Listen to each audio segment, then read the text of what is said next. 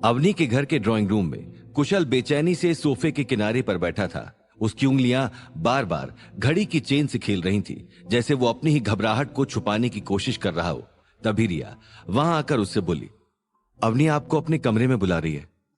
कुशल एक पल को ठिठक गया। उसके दिल की धड़कनें तेज हो गई, पर फिर उसने खुद को संभालते हुए हल्की सी मुस्कान दी। थैंक्स रिया। वो उठा और सीढ़ियों की ओर बढ़ गया। हर कदम के साथ उसका मन किसी अदृश्य डर से भीगता जा रहा था। वो अपने मन में बड़बड़ाया, आखिर मैं अवनी से क्या कहूंगा, कहां से शुरू करूं? अगर उसने मेरी बात पर भरोसा नहीं किया तो? अगर उसने मुझे गलत समझ लिया तो? नहीं, चाहे जो भी हो, मुझे उससे बात करनी होगी, उसे सच बताना ही होगा।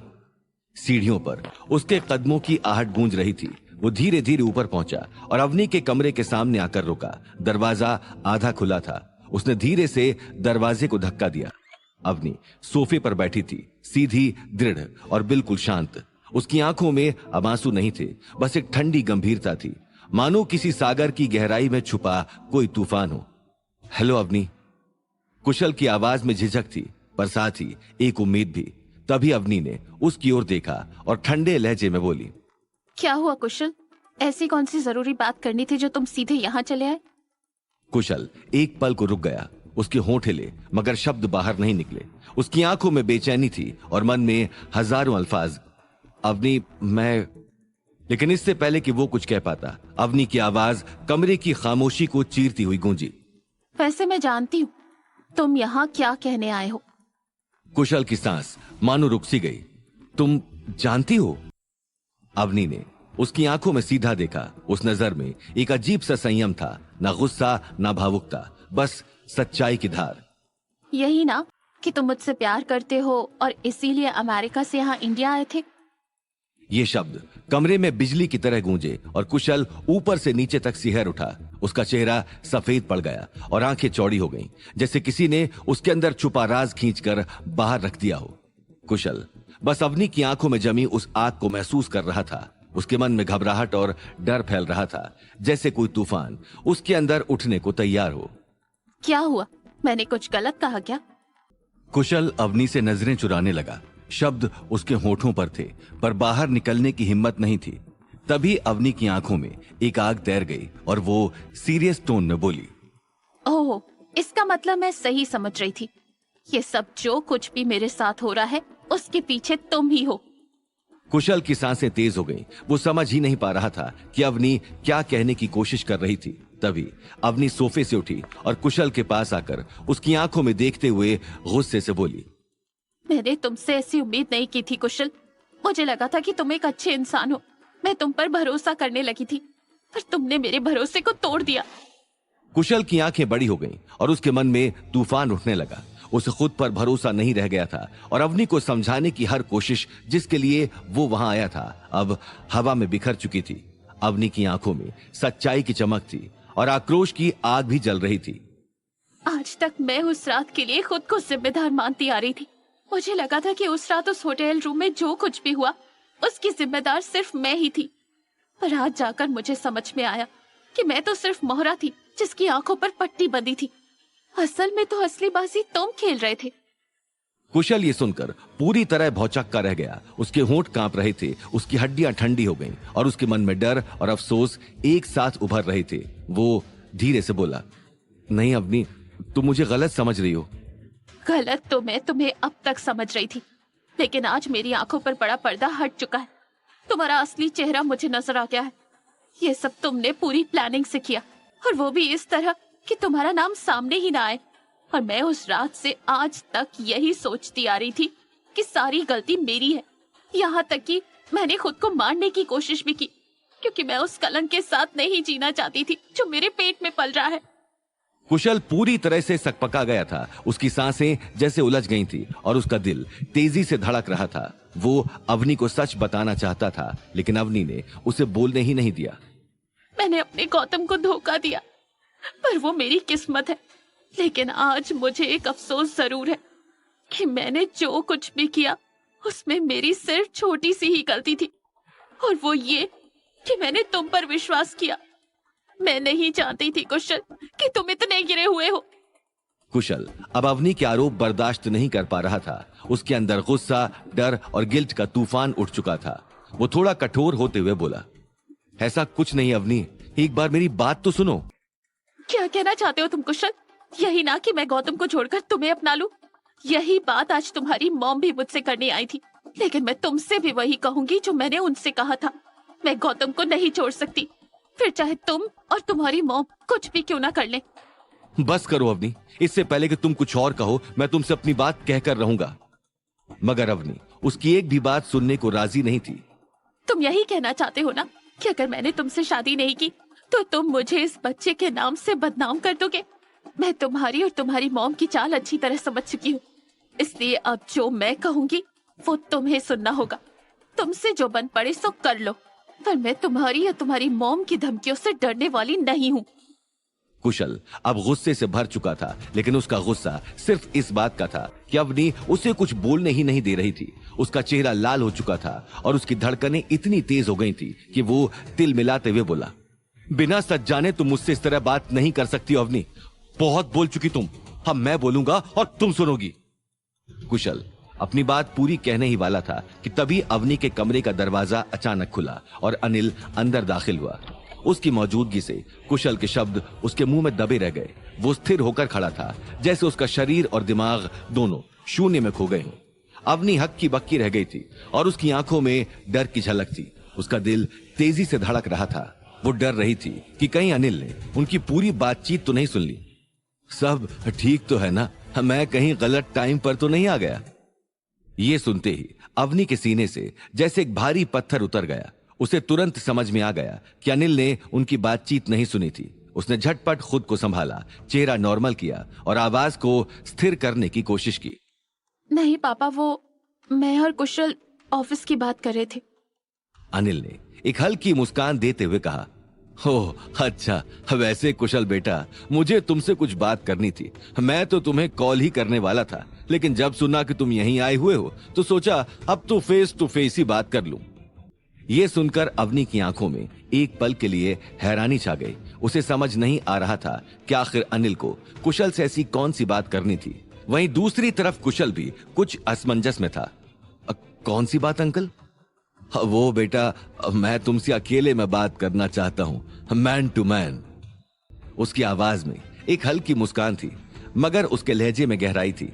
अवनी को लग रहा था जैसे कुछ बहुत बड़ा होने वाला था। तभी अनिल ने अवनी की ओर मुड़कर बड़ी सहजता से कहा, अवनी, अगर तुम बुरा ना मानो तो क्या मैं कुशल से अकेले में बात कर सकता हूं? अवनी का दिल जोर जोर से धड़कने लगा, मगर वो अनिल को मना भी नहीं कर सकती थी। उसकी आंखें धीरे से नीचे झुक गईं और उसने बिना कुछ कहे हल्के से हां में सिर हिला दिया। चलो बेटा, बस 2 मिनट की बात है। कुशल ने एक बार अवनी की ओर देखा। अवनी ने कुछ नहीं कहा, बस उसकी आंखों में एक डर चमक उठा।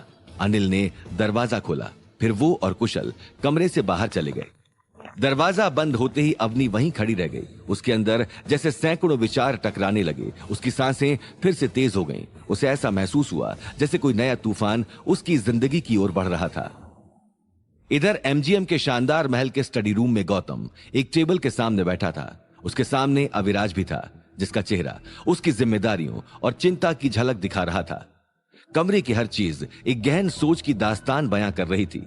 दीवारों पर लगे नक्शे, खिड़की से बहती हल्की हवा और टेबल पर रखे कागज जो किसी बड़े काम की तैयारी की गवाही दे रहे थे। गौतम, खदान में मलबा हटाने का काम 1-2 दिन में पूरा हो जाएगा। इस बार की बाढ़ कुछ ज्यादा ही खतरनाक थी, जिसकी वजह से इतना समय लग रहा है। उसने एक गंभीर सांस ली, मानो हर शब्द में एक जिम्मेदारी का बोझ था। लेकिन मैं नहीं चाहता कि हमारा कीमती समय बर्बाद हो, इसलिए जब तक हम खदान में वापस जाकर अपना काम शुरू नहीं करते, मैं चाहता हूं कि तुम इसे पहले देख लो। ये कहते हुए उसने गौतम के सामने टेबल पर एक बड़ा सा फोल्डर रखा। ये माइंस का ब्लूप्रिंट है, तुम इसे अच्छे से देखकर समझ लो, ताकि तुम जब खदान में जाओ तो तुम्हें पहले से ही सब जानकारी रहे। ठीक है अविराज, मैं आज रात भर में इसे देखकर समझ लूंगा। तभी बाहर से गोपाल की आवाज आई, जो अविराज को बुला रहा था। गौतम, मुझे मामा जी के साथ बस्ती जाना है। जो मजदूर कल की बाढ़ में घायल हो गए थे, उन्हें हमारे चैरिटेबल हॉस्पिटल में भर्ती कराया गया है। बस उन्हें जाकर थोड़े कपड़े और सामान देकर मैं जल्दी वापस आता हूं। गौतम ने धीरे से सिर हिलाया और अविराज स्टडी रूम से बाहर निकल गया। कमरे में फिर वही सन्नाटा लौट आया। गौतम ने ब्लूप्रिंट खोला और ध्यान से देखना शुरू किया। उसकी आंखों में गंभीरता और हल्की चिंता दोनों झलक रही थी। ये माइन नंबर 18 कुछ ज्यादा ही अजीब सी लग रही है। इसकी बनावट कितनी टेढ़ी मेढ़ी है।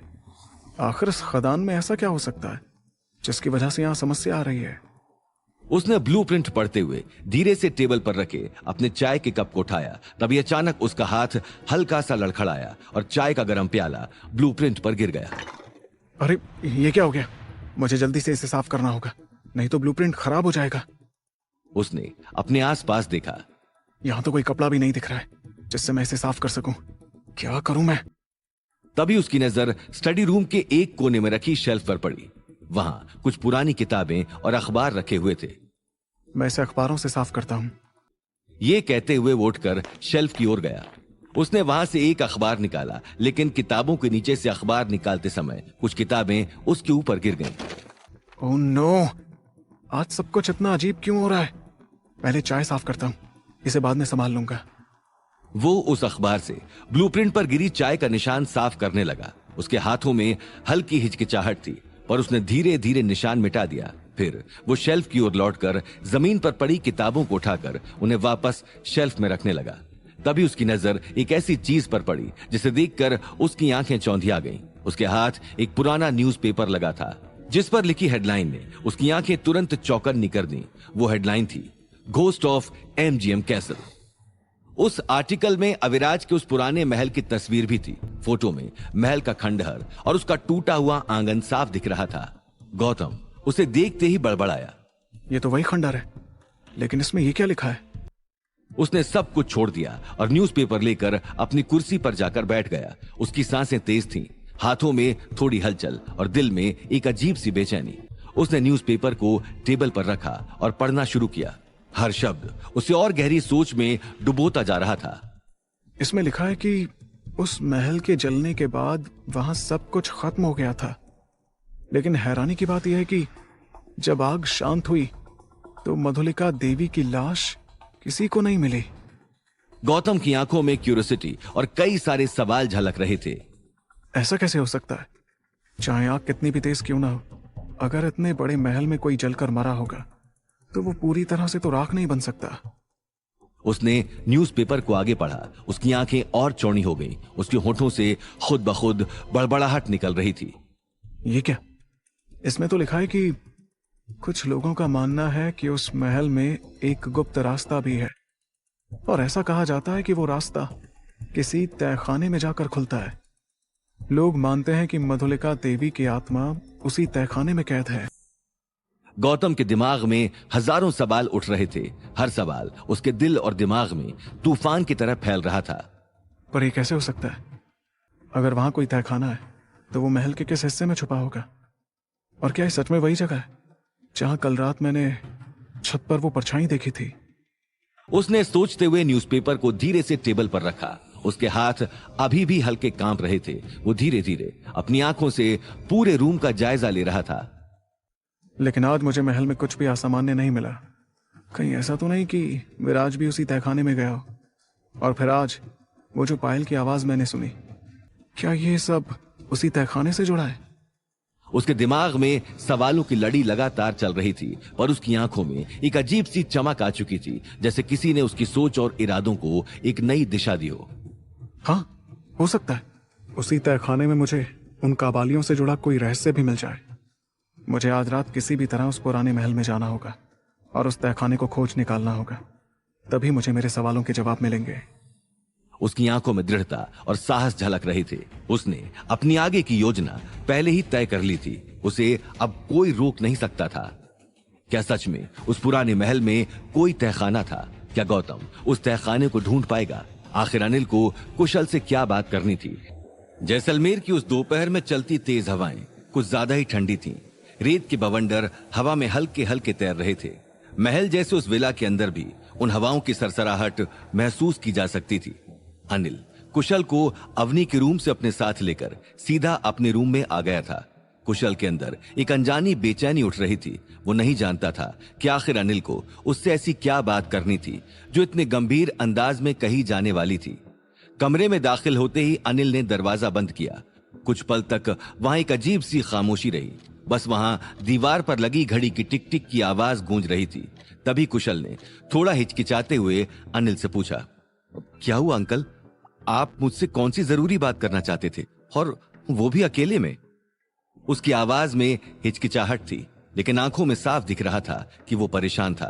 उसे नहीं पता था कि अनिल की अगली बात क्या होने वाली थी, कोई शक या कोई चेतावनी। तभी अनिल ने हल्की सी मुस्कान के साथ कुर्सी पर बैठते हुए कहा, कुशल, मैं जानता हूं आजकल अवनी काम के लिए ऑफिस नहीं जा पा रही है, और शायद इसी वजह से तुम्हें बार बार यहां घर आना पड़ रहा है। उसकी आवाज में कोई आरोप नहीं था, बल्कि एक सहज अपनापन था। उसने आगे कहा, पर यह मत सोचना कि अवनी काम से मन चुरा रही है या वो लापरवाह है। दरअसल अवनी प्रेग्नेंट है, और इस वजह से उसकी तबीयत इन दिनों कुछ ठीक नहीं चल रही है। एक पल के लिए कुशल की सांस जैसे रुक गई। उसकी आंखों में एक साथ सुकून और हैरानी दोनों उतर आए। सुकून इस बात का कि अनिल को उस काले खेल के बारे में कुछ भी नहीं पता था, वो खेल जो गीता और कुशल की अपनी मां सुषमा मिलकर खेल रही थी। और हैरानी इस बात की थी कि आखिर अनिल उसे वो सब क्यों बता रहा था।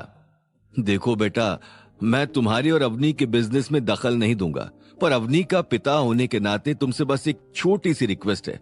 अगर हो सके तो कुछ दिन अवनी को काम से छुट्टी दे दो, या फिर तुम ऐसा भी कर सकते हो कि कुछ दिन तुम यहीं आकर अपना काम करो।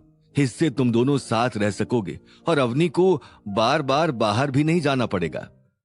कुशल ने एक गहरी सांस लेकर शांत स्वर में कहा, आप परेशान मत होइए अंकल, अवनी को मैं कोई भी प्रॉब्लम नहीं होने दूंगा। उसकी बात भले ही आसानी से समझ में आने वाली नहीं थी, पर उसकी आवाज में एक सच्चा भरोसा था। ऐसा भरोसा जिसे अनिल ने महसूस किया। वो खुश होते हुए बोला, थैंक यू बेटा, आई रियली अप्रिशिएट दिस। कुशल ने हल्की सी मुस्कान दी और कमरे से बाहर निकल गया। कुशल वापस अवनी के कमरे की ओर बढ़ रहा था, क्योंकि उसे वो अधूरी बात पूरी करनी थी। वो सच बताना था जिसे वो बीच में छोड़ आया था। पर जैसे ही वो अवनी के कमरे के पास पहुंचा, तभी अचानक किसी ने पीछे से उसका हाथ जोर से पकड़कर खींच लिया। वो सकपकाया और उसने पलट कर देखा तो सामने गीता खड़ी थी। उसकी आंखों में आग भरी हुई थी और चेहरा गुस्से से तमतमाया हुआ था। कुशल चौंकते हुए बोला, गीता आंटी आप? गीता ने कुछ नहीं कहा। उसने बस कुशल का हाथ पकड़ा और जबरदस्ती अपने साथ पास के कमरे में ले गई। कमरे में घुसते ही उसने दरवाजा अंदर से बंद कर दिया। उस कमरे की हवा जैसे एक पल को थम गई थी। गीता पलटी। उसकी आंखें अब अंगारों की तरह जल रही थी। वो चिढ़ते हुए कुशल से बोली, तुम यहाँ क्यों आए हो कुशल? अवनी को सच बताने ना? कुशल भले ही अंदर से बेचैन था, पर इस वक्त उसके चेहरे पर कोई डर नहीं था। उसने सीधा गीता की आंखों में देखा और शांत लेकिन दृढ़ लहजे में कहा, हाँ आंटी, आपने सही सोचा, मैं यहां अवनी को सच बताने ही आया हूं। ये सुनते ही गीता गुस्से से भड़क उठी। उसके चेहरे की नसें तन गई और उसके मुंह से उसकी आवाज भारी और कांपती हुई निकली। अच्छा, तुम्हारी इतनी हिम्मत कि मेरी वार्निंग देने के बाद भी तुम अवनी को सच बताने यहाँ तक चले आए, और अब मुझसे ही अकड़ कर बात कर रहे हो। कमरे का वातावरण एकदम तनावपूर्ण हो गया था। हवा जैसे झुलसने लगी थी, लेकिन कुशल शांत रहा। उसके चेहरे पर न डर था और ना ही कोई झिझक। वो बेखौफ होकर बोला, आपको जो समझना है समझिए आंटी, पर मैंने फैसला कर लिया है। मैं अवनी को सच बताकर रहूंगा, और आप तो क्या, आज मेरी मम्मा भी मुझे ये करने से नहीं रोक सकती।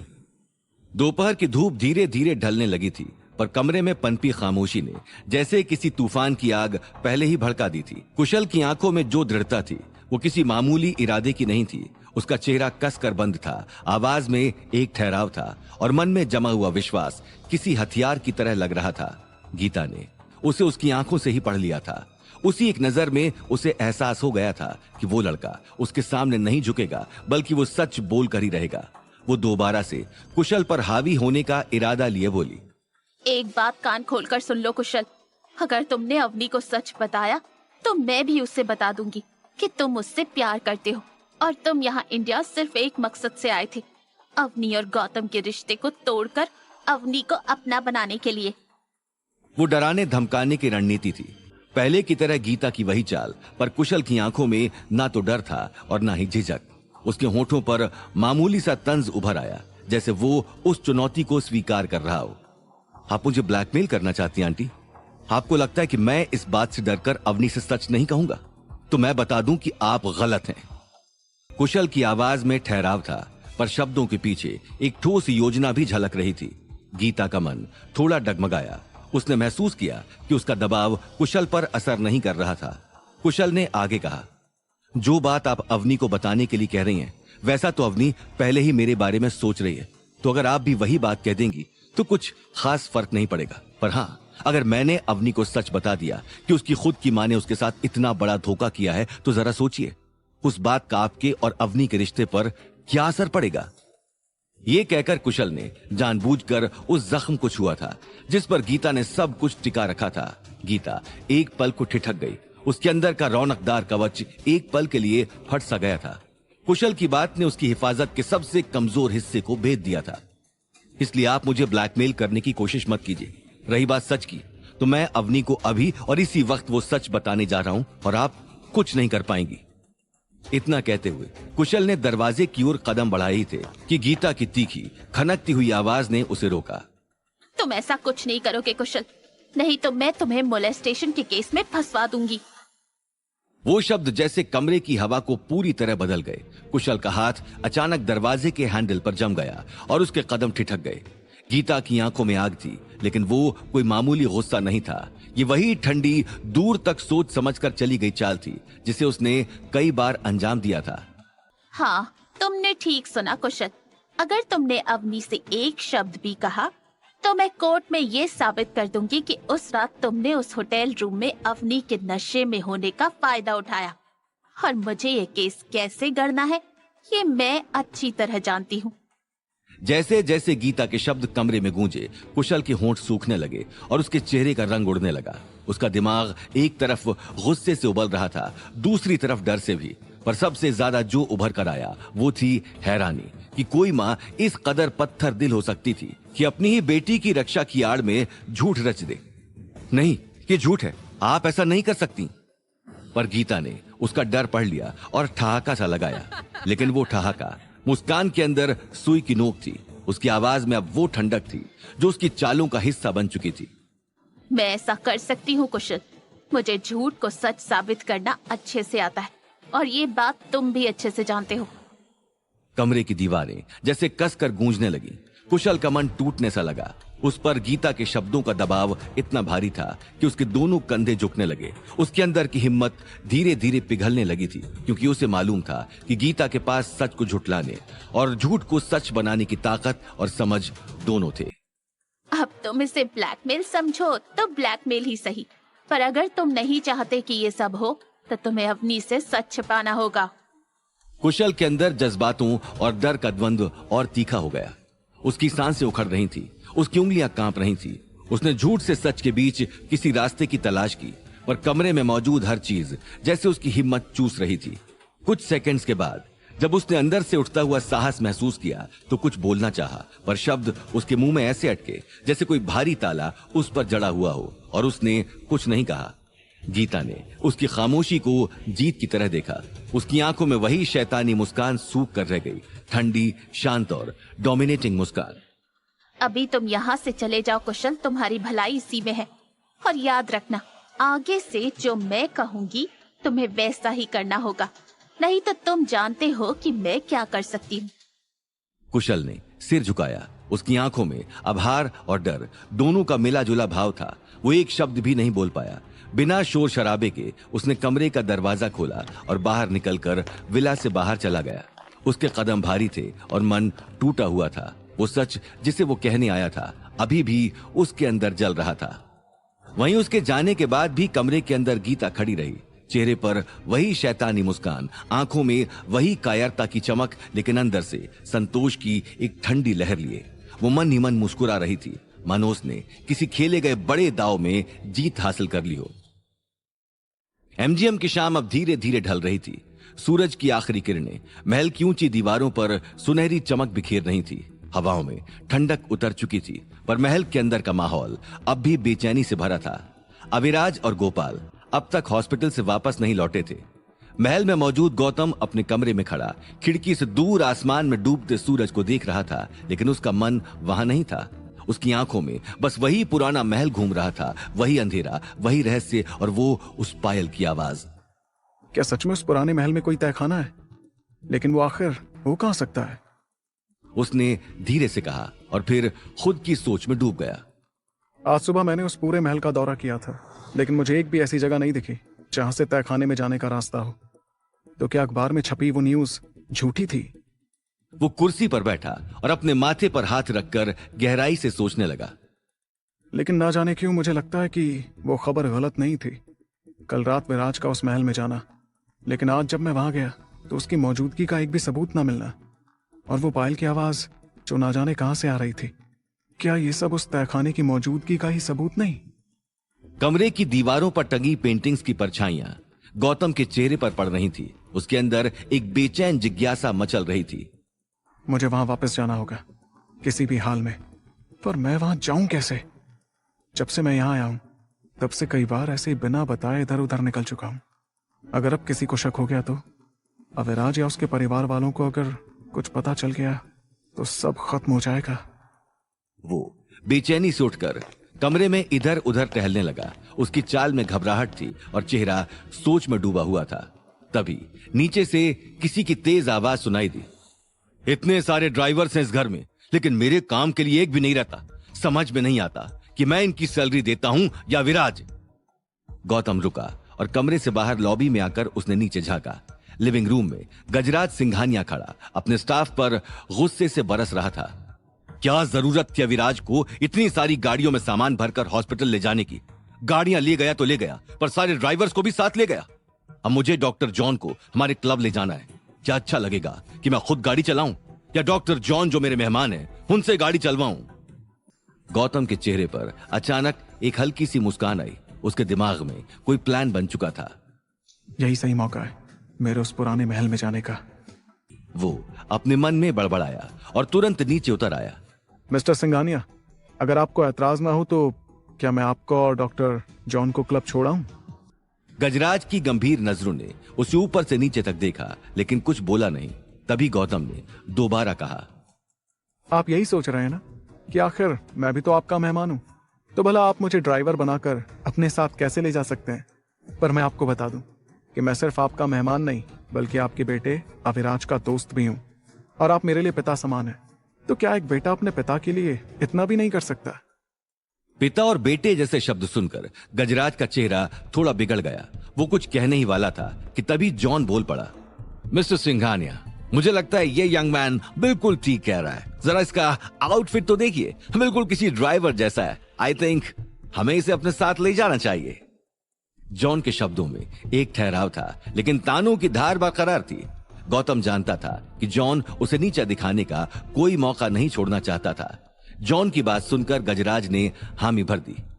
ठीक है, तुम हमारे साथ चल सकते हो, लेकिन एक बात याद रखना, तुम अविराज के दोस्त हो चाहे जो हो, मुझसे रिश्ता बनाने की कोई जरूरत नहीं है। गौतम ने हल्की सी मुस्कान दी और झुककर सिर हिलाया। अब उसका दिमाग साफ था। वो अपने मन में बड़बड़ाया, अब रास्ता खुल गया है। मैंने क्लब छोड़कर चुपचाप उस पुराने महल की तरफ निकल जाऊंगा। जब अविराज वापस आएगा और उसे पता चलेगा कि मैं उसके पिता के साथ था, तो उसे मुझ पर शक भी नहीं होगा। मैं आज रात उस तहखाने का राज जानकर ही रहूंगा, चाहे कुछ भी हो जाए। इतना सोचकर गौतम भी गजराज और जॉन के पीछे पीछे महल से बाहर निकल गया। क्या गौतम उस रात उस तहखाने का पता लगा लेगा? क्या गजराज को गौतम के इरादे के बारे में पता चल पाएगा? आखिर कुशल अवनी से सच कब तक छुपा पाएगा? एमजीएम की सुनसान सड़क पर कार की हेडलाइट्स दूर तक चमक बिखेर रही थी। गौतम आगे अकेला बैठा कार चला रहा था और पीछे गजराज तथा जॉन बैठे थे और आपस में बातें कर रहे थे। मिस्टर सिंघानिया, मुझे नहीं पता था कि डेजर्ट के बीचों बीच भी क्लब हो सकता है। ये तो कुछ भी नहीं है डॉक्टर जॉन। एमजीएम में ऐसा बहुत कुछ है जो हर रेगिस्तान में नहीं होता। ये सब मैंने अपने दम पर खड़ा किया है। दोनों की बातचीत में दिखावटी शालीनता थी, लेकिन उनके लहजे में अहंकार और सुपीरियोरिटी साफ झलक रही थी। गौतम आगे बैठा था, मगर उसका ध्यान उनकी बातों पर नहीं था। उसके अंदर किसी और ही सोच का तूफान चल रहा था। यहाँ के लोग गजराज जी को बहुत मानते हैं, लेकिन पता नहीं क्यों गजराज जी की बातों से ऐसा लगता है जैसे उन्हें इन लोगों की उतनी फिक्र नहीं है जितनी अविराज को है। पता नहीं क्यों, पर मुझे ये कुछ अलग महसूस होता है, जैसे खुद को दिखाते कुछ और हैं पर अंदर से हैं कुछ और। उसकी आंखें सड़क पर थीं, लेकिन दिमाग कहीं और भाग रहा था। कुछ पल बाद उसने खुद को समझाया, मैं इनके बारे में क्या सोच रहा हूँ? मुझे इधर उधर की बातों पर ध्यान नहीं देना चाहिए। मुझे सिर्फ उस पुराने महल के तहखाने पर ध्यान देना होगा। किसी भी तरह मुझे इन दोनों को क्लब छोड़कर उसी पुराने महल जाना होगा। तभी पीछे से जॉन की कर्कश आवाज आई, ड्राइवर, तुम बहुत स्लो कार चला रहे हो, थोड़ा फास्ट चलाओ। जॉन के मुंह से निकला ड्राइवर शब्द जैसे चाकू की तरह गौतम के सीने में उतर गया। उसने महसूस किया कि जॉन उसे जानबूझकर नीचा दिखा रहा था। उसकी उंगलियां स्टीयरिंग व्हील पर कस गईं और उसने कोई रिएक्शन नहीं दिया। नहीं गौतम, तुम्हें इन बातों से खुद को कोई फर्क नहीं पड़ने देना है। इन छोटी बातों पर ध्यान देना मेरा काम नहीं है। मुझे बस यहां से जल्दी निकलकर उस पुराने महल में पहुंचना है। उसने गहरी सांस ली और कार की स्पीड थोड़ी बढ़ा दी।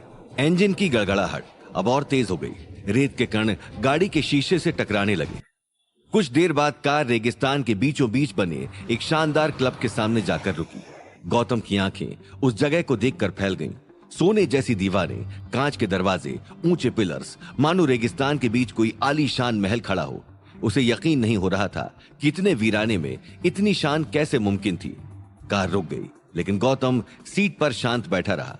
पीछे बैठे गजराज ने हल्के से गला खखारा, पर गौतम उसका इशारा समझ नहीं पाया। तभी जॉन की आवाज आई, ड्राइवर, तुम्हें इतने मैनर्स भी नहीं है कि हमारे डोर्स खोलो। क्या मिस्टर सिंघानिया अपना डोर खुद खोलेंगे? जॉन के शब्द तानों से भरे थे। गौतम की मुट्ठियां फिर से कस गईं। उसके अंदर की आग अब धधक रही थी, मगर उसने अपने गुस्से को दबा लिया। उसने खुद से कहा, मुझे अपने गुस्से पर काबू रखना होगा। अगर मैंने अब कुछ कहा तो सब बर्बाद हो जाएगा। मुझे बस अपना मकसद याद रखना है, उस तहखाने तक पहुंचना है।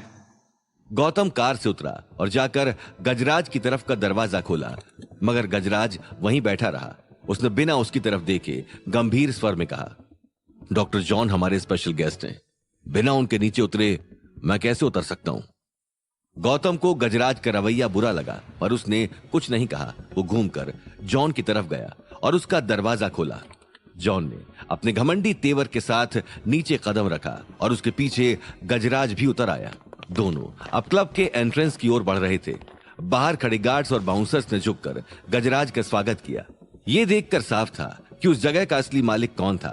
तभी जॉन गौतम की ओर मुड़ते हुए बोला, तुम आसपास यहीं रहना ड्राइवर। जब हम लौटे तो कार रेडी मिलनी चाहिए। हमें वेट करना पसंद नहीं है।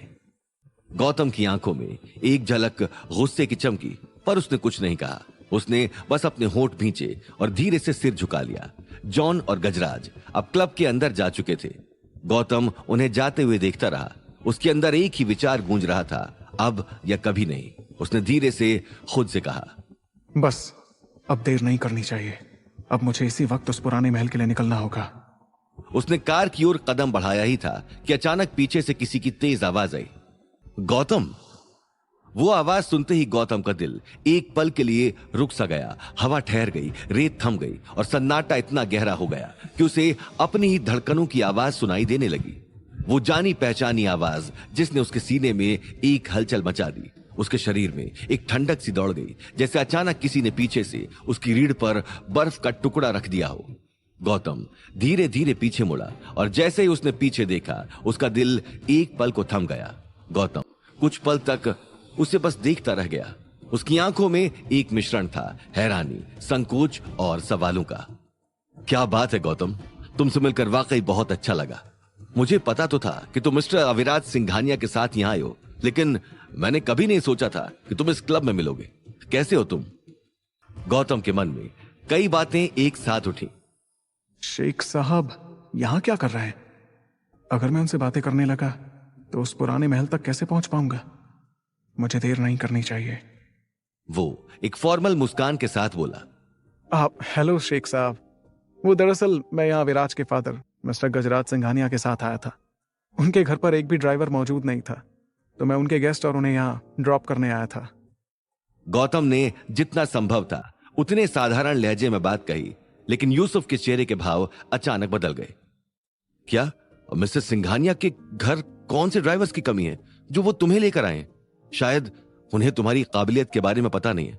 तुम वो हीरा हो जिसकी परख हर किसी को नहीं होती। यूसुफ का स्वर अब पहले से थोड़ा ऊंचा था। उसमें गुस्सा नहीं था, पर एक गहरी नाराजगी थी, जैसे उसे बुरा लगा हो कि किसी ने गौतम जैसी शख्सियत को ड्राइवर बना दिया। चलो मेरे साथ अंदर, मैं तुम्हारा मिस्टर सिंघानिया से ठीक से इंट्रोडक्शन करवाता हूं। गौतम के अंदर बेचैनी मचल उठी। उसकी निगाहें क्लब के एंट्रेंस की तरफ थी, जहां से म्यूजिक और हंसी की आवाजें बाहर आ रही थी। उसे पता था कि अगर वो अभी शेख के साथ अंदर चला गया तो उस पुराने महल के तहखाने तक पहुंचने का मौका खो देगा। उसके अंदर एक ही आवाज गूंज रही थी, अरे नहीं, मैं शेख साहब के साथ क्लब में नहीं जा सकता। अगर मैं अंदर गया तो मैं उस पुराने महल के तहखाने तक कभी नहीं पहुंच पाऊंगा। लेकिन यूसुफ के चेहरे पर जो सम्मान और अपनापन था, उसे देखकर गौतम मना भी नहीं कर पा रहा था। आप इसकी कोई जरूरत नहीं है शेख साहब। गजराज जी उम्र में बड़े हैं, मुझे उनकी मदद करने में कोई दिक्कत नहीं है। गौतम ने वो बात विनम्रता से कही, लेकिन यूसुफ इस जवाब से बिल्कुल संतुष्ट नहीं था। उसका चेहरा गंभीर हो गया, जैसे वो किसी निर्णय पर पहुंच चुका हो। नहीं गौतम, मैंने कहा ना, तुम मेरे साथ अंदर चलो। मैं इस तरह किसी को भी तुम्हारे साथ ऐसा बर्ताव नहीं करने दूंगा। यूसुफ का स्वर अब दृढ़ था। उसमें आदेश नहीं था, मगर सम्मान के पीछे छुपी हुई जिद थी। उसने आगे बढ़कर गौतम का हाथ पकड़ लिया।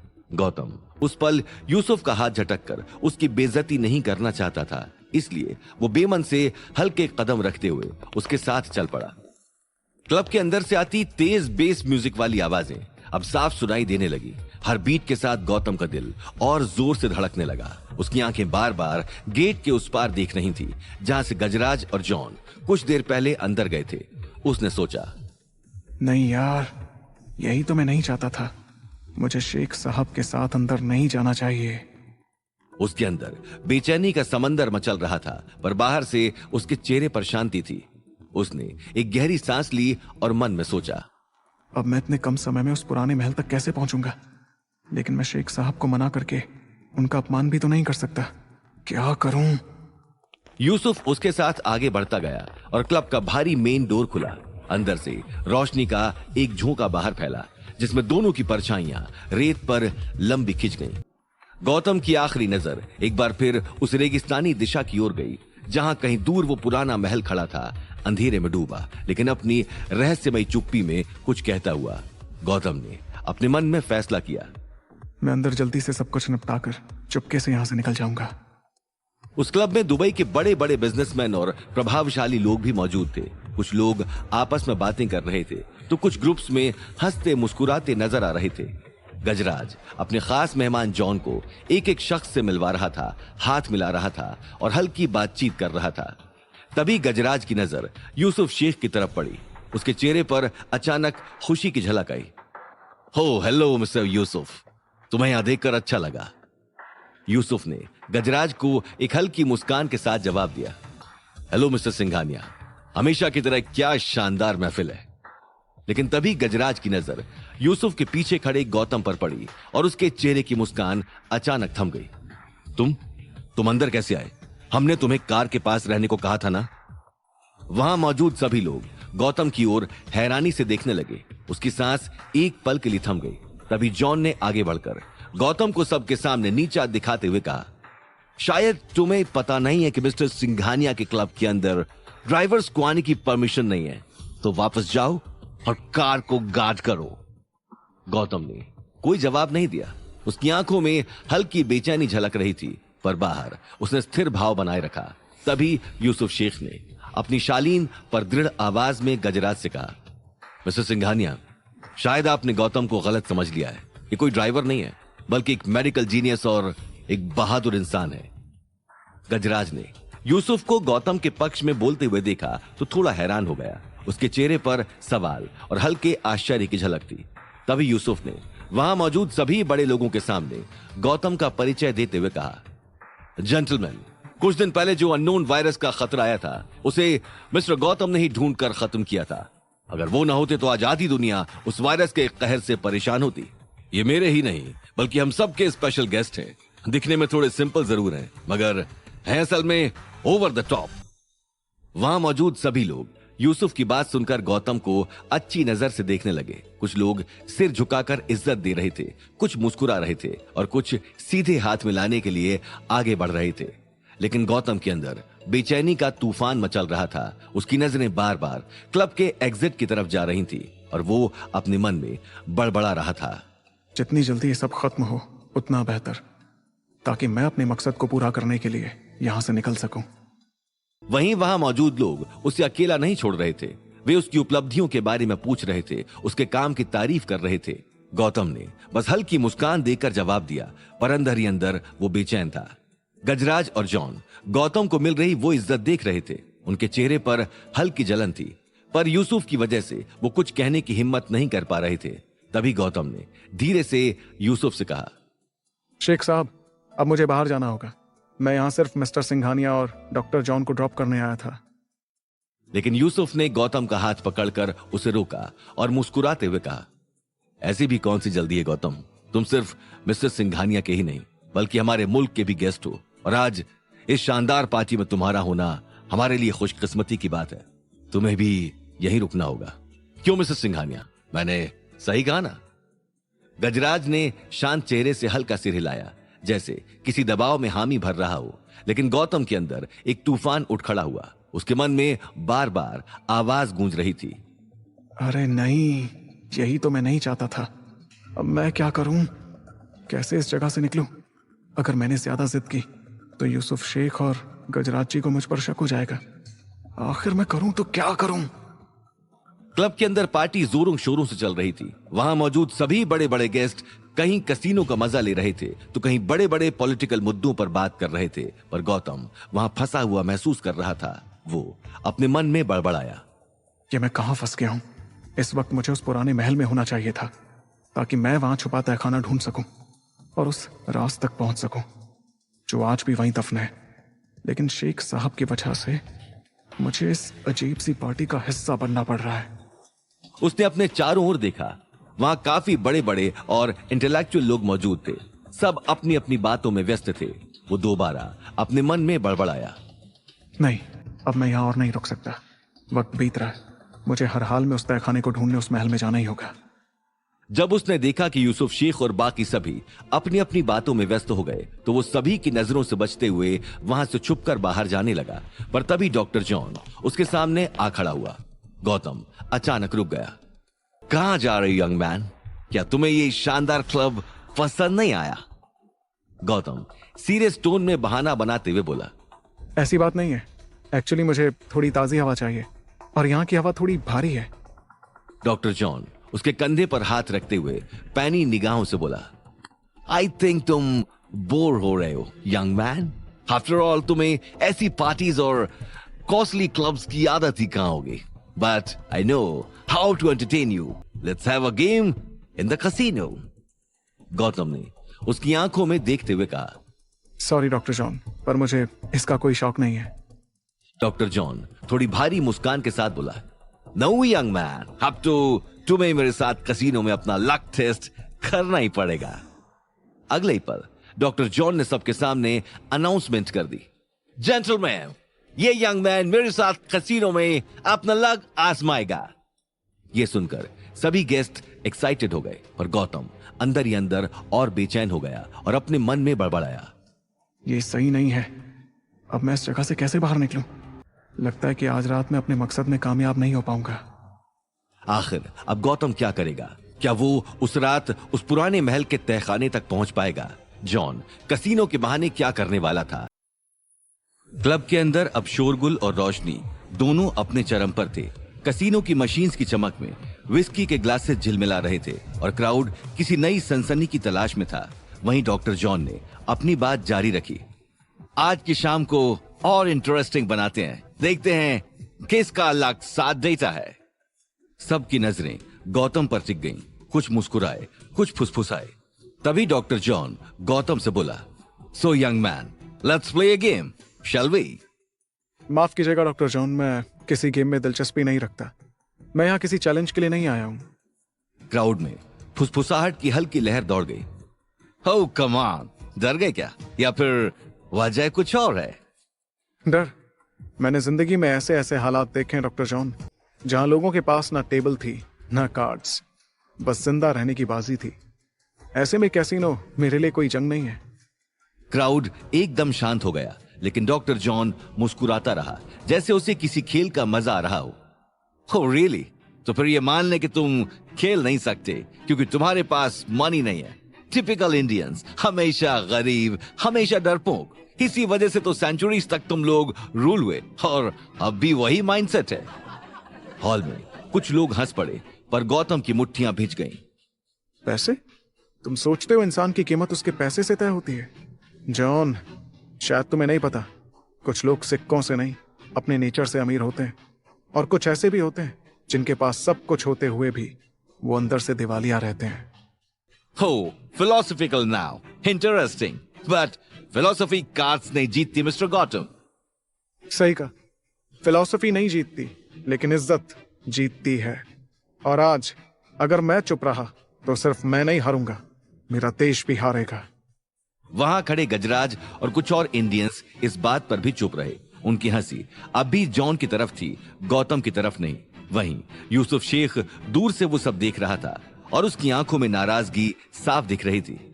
It's okay young poor fellow, मैं तुम्हारे लिए कसीनो में मनी लगा दूंगा, लेकिन अगर तुम हार गए तो 3 गुना पैसे लौटाने होंगे। डील? गौतम के लिए अब वो सिर्फ किसी खेल की बात नहीं थी, बल्कि अब वो उसके आत्मसम्मान की भी बात थी। वो अपने मन में बड़बड़ाया, भाड़ में जाए वो पुराना महल, वो तहखाना, पहले मुझे इस जॉन को उसकी औकात दिखानी होगी। वो जॉन की आंखों में आंखें डालकर बोला, मैं ये खेल खेलूंगा जॉन, लेकिन याद रखना, तुम पैसे के साथ खेलते हो और मैं आत्मसम्मान के साथ। फर्क बस इतना है कि तुम्हारा दाव खत्म हो जाएगा, पर मेरा नहीं। डॉक्टर जॉन के चेहरे पर शैतानी मुस्कान फैल गई। उसने क्राउड की तरफ देखा और बोला, ladies and gentleman, the challenge is on. पूरा हॉल तालियों और शोर से भर गया, पर उस शोर में गौतम के अंदर एक सन्नाटा था, तूफान से पहले का सन्नाटा। वो अपने मन में बड़बड़ाया, अब ये सिर्फ एक खेल नहीं, ये इज्जत की लड़ाई है। आज मैं हार नहीं सकता, क्योंकि अगर मैं झुक गया तो वो सब कुछ झुक जाएगा जिसे मैं दिल से मानता हूं। अब उसकी नजरें टेबल पर थीं और चेहरा ठंडे गुस्से से भरा हुआ था। वहां मौजूद किसी को यह नहीं पता था कि वो खेल उस रोज सिर्फ कसीनो में नहीं खेला जा रहा था, बल्कि वो 2 दुनिया, 2 सोच और 2 आत्माओं के बीच की जंग बनने वाली थी। क्लब के अंदर रॉयल कसीनो हॉल की सुनहरी रोशनी में उस रोज की सबसे बड़ी बाजी लगने वाली थी। चमचमाते झूमरों से टपकती रोशनी, शीशों में झिलमिलाती परछाइयां और महंगे परफ्यूम की खुशबू ने माहौल को और भी रहस्यमय बना दिया था। बैकग्राउंड में हल्का जैज म्यूजिक बज रहा था और रॉलेट टेबल के चारों ओर भीड़ जमा थी। सबकी नजरें अब 2 लोगों पर थीं, गौतम और डॉक्टर जॉन। जॉन की आंखों में वही पुरानी अहंकार भरी चमक थी, जबकि गौतम की नजरों में सन्नाटा और स्थिरता थी। वो ना किसी ट्रॉफी के लिए, ना किसी पैसे के लिए, बल्कि अपनी इज्जत की बाजी खेलने जा रहा था। So young man, are you ready? आज की रात तुम्हारे लक का फैसला करने वाली है। मेरे नसीब का नहीं, तुम्हारे घमंड का फैसला होगा आज जॉन। भीड़ में हल्की सरगोशियां होने लगी। कोई हंस रहा था, कोई दोनों के एक्सप्रेशंस को गौर से देख रहा था। यूसुफ शेख एक कोने में खड़ा सब कुछ ध्यान से देख रहा था। Let's start young man, Rowlatt table तुम्हारा और मेरा वेट कर रहा है। देखते हैं किसका स्टार लकी निकलता है। स्टार लकी नहीं होता जॉन, इंसान लकी बनता है अपनी मेहनत और हिम्मत से। दोनों रॉलेट टेबल की तरफ बढ़े। टेबल पर चिप्स सजी हुई थी, लाल नीली काली। हर चिप एक दाव थी, एक इज्जत की परत। जॉन ने बड़ी सहजता से अपनी पहली बाजी लगाई, एक कॉन्फिडेंट मुस्कान के साथ। गौतम ने बस टेबल को गौर से देखा। उसकी उंगलियां चिप्स पर नहीं, बल्कि व्हील के घूमते बैलेंस पर टिकी थी।